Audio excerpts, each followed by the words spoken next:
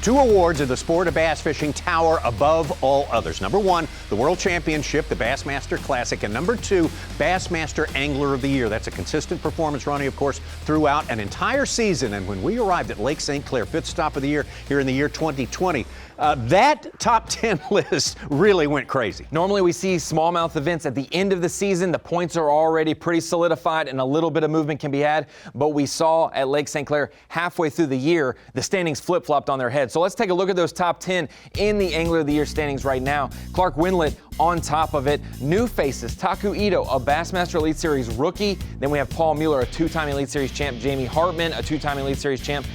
There's a lot of guys on that list, Tommy, that would be great for the Southern Swing the last four events of the year. Absolutely, but let's focus our attention now on our leader. Clark Wendlandt came into the lead after, I think, the third day of competition in this event. As you mentioned, Ito and Jamie Hartman had held it during this tournament as well. Got his season off to a good start, which you pretty much have to do if you want to get this award. At the St. Johns River, 16th place. We saw him in 2019 do well to St. Johns as well. This is more of his wheelhouse than we'd expect maybe smallmouth places. He's done great up north, but at the St. Johns River, a tough event with how cold it was. 16th place, making a top 20 there, getting out of Florida unscathed. Keeps your hopes alive as we head finally, after our long pause, to Lake Eufaula. First time ever for the Bassmaster Elite Series to land at Lake Eufaula. We really got to see his offshore promise there, how good he is at using his electronics, finding those brush piles. And hey, he always said, I used to fish the bank at Eufaula, but I was tired of getting beat by the guys fishing offshore. I'm going to fish offshore. And he got another top 10 there, 8th place at Eufaula. One of two 8th places during the season. Then we went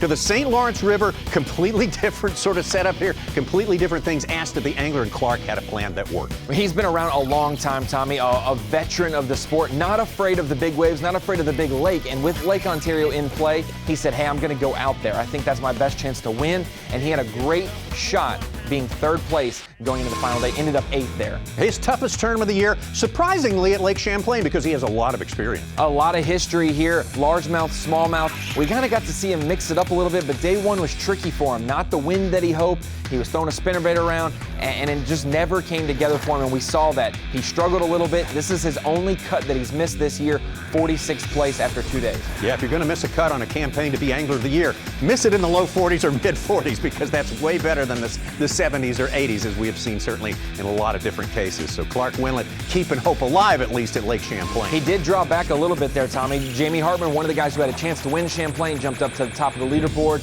But Clark started strong at St. Clair, probably the best morning starting spot of any angler there. It took him a couple days, but he did overtake Jamie Hartman pretty quick on day one. He did overtake THRU on day 2 of this event, and he became the Angler of the Year leader again at day 3.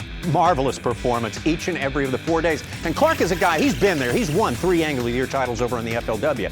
Every time he comes to an event, he has a 4-day plan. He knows enough to plan it out specifically how he's going to handle each day, what he's going to save, and what he's going to exploit fully during the course of each one of those days. Yeah, and Tommy, like you said, veteran of the sport, Angler of the Year winner in the past, 4-day plan, and that's what you have to have on the Bassmaster Elite Series. Clark Wendlandt, he is your Bassmaster Elite Series Angler of the Year leader halfway through our season, 5 events under our belt.